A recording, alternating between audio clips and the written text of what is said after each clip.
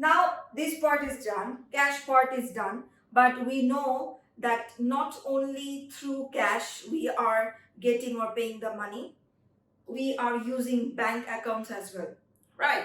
So bank account related transactions, one is bank statement and second one is bank reconciliation statement. Acha, now what's this?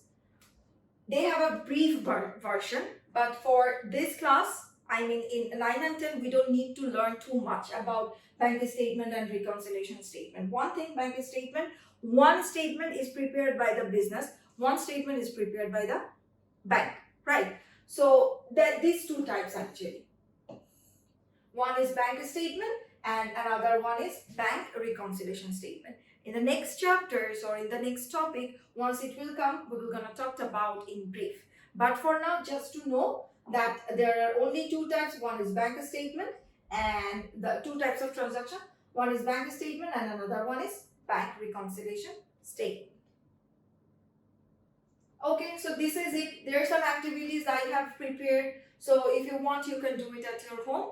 Okay, now we will move on to the exercise of this chapter.